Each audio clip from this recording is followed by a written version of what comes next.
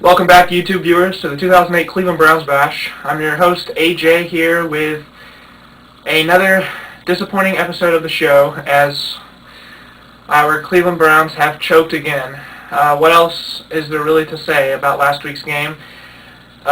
In the air, we allowed Jay Cutler to throw for 447 yards, and I was dogging our defense last week after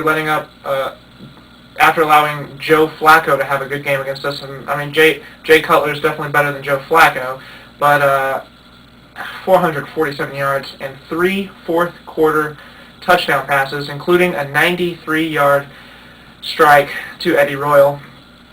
We all remember that play. That was a nice screw-up. But offensively, I liked what I saw.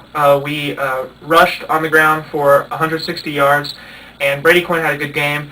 He went 23 for 35, and he had a quarterback rating of 104.3. He also threw 2 touchdowns.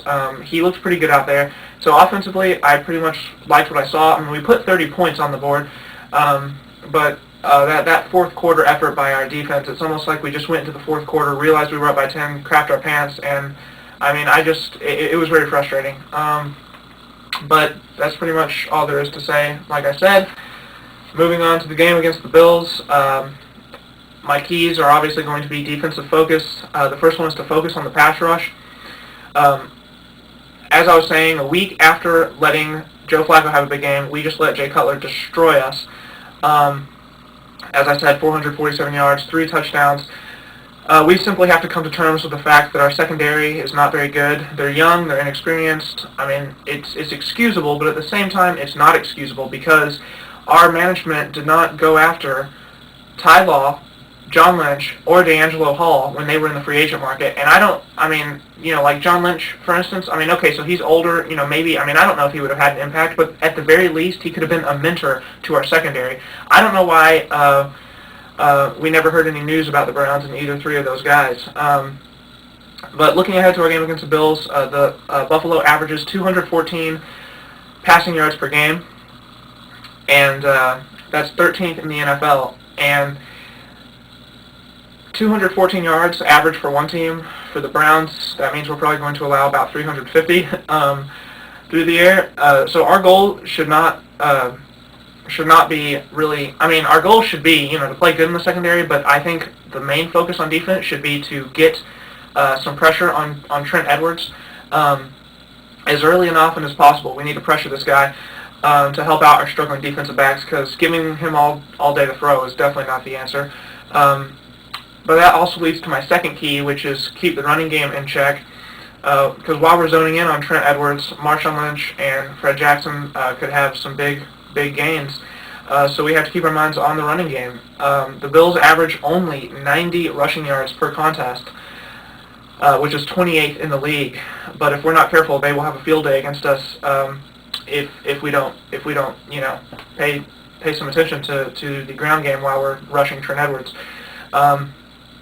So we have to keep some guys in the box that don't commit to the offensive backfield. And obviously this is my plan, and to tell you the truth, it's not even probably going to work. If my plans did work, every week we wouldn't be 3-6 right now. So I am going to resort to praying for cold weather before the game, because we saw it happen last year in that snow fest against the Bills, and I'm not saying cold weather equals a snow fest, but at the same time it'll keep the ball on the ground, and then we can gear Jamal Lewis up to have maybe 30 carries and just run the ball down their throat. That's really what I'm just going to do, is hope that it's a cold game, because our defense, I just went through those 2 keys, but to tell you the truth, I just don't see us stopping the Bills. They could probably score, if the weather allows, they'll probably score close to 30 points, or around what the Broncos scored. I'm not going to predict how much teams score. I normally don't do that. I'll get to my actual prediction here in a minute, but going to the notes and numbers, the Browns lead the all-time series against the Bills 9-5. And despite going 5-9 in the series, the Bills have outscored the Browns 269-264 in those 14 meetings. So that's kind of interesting. Cleveland is 3-3-1 all-time in games played on November 17th, and out of those 7 games, we're 1-0 against the Bills on November 17th, so this will be our second game on that date against Buffalo.